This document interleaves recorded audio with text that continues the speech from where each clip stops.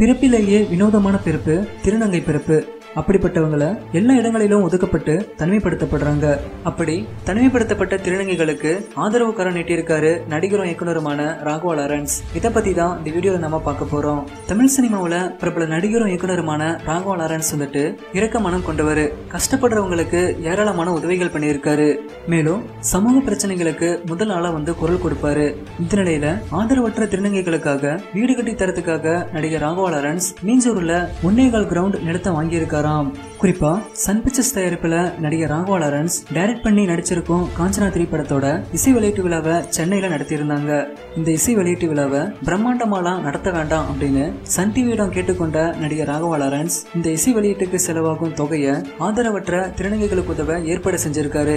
குடும்பத்தினரால் கைவிடப்பட்ட திருநங்கைகள் வசிக்கும் வகையில வீடுகள் கட்டித்தர ராகவா லாரன்ஸ் எடுத்திருக்கும் இந்த முயற்சிக்கு மக்களும் உதவ வேண்டும் அப்படின்னு நடிகர் ராகவா லாரன்ஸ் கேட்டிருக்காரு. மேலும் திருநங்கைகளோட ஆசீர்வாதத்தை மிக பெரிய வரமா நினைப்பவங்க நாம.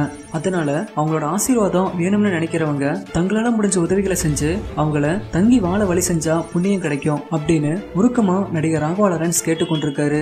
ராகவா லாரன்ஸோட இந்த செயலை பார்த்து மக்கள் பலரும் அவங்களோட வாழ்த்துக்களை தெரிவிச்சுக்கிட்டு இருக்காங்க. இப்படி இருக்குன்னு ஒரு பக்கம் விஜய் சாரோட 63வது படம் குறித்து ஒரு மாசான அப்டேட் ஒன்று வெளியாகி இருக்கு. அது என்னன்னா விஜய் சாரோட 63வது படத்தோட 2ஆம் கட்ட படப்பிடிப்பை ஸ்டார்ட் பண்ணிட்டாங்க. குறிப்பா பென்னி மில்ஸ் பூந்தமல்லியில இருக்க EVP அப்புறம் ECRல இருக்க ஆதித்யாராம் இந்த 3 இடங்கள்ல போடப்பட்டிருக்கும் பிரம்மாண்ட செட்டில் ஏப்ரல் மாதம் முழுக்க கண்டினியூஸா படப்பிடிப்பு நடக்கும்னு தெரிய வந்திருக்கு. அடுத்து மே மாதம் ஃபாரின் கண்ட்ரீஸ்ல இந்த படத்துக்கான படப்பிடிப்பு நடத்த பிளான் பண்ணியிருக்காங்களாம் படக்குழு.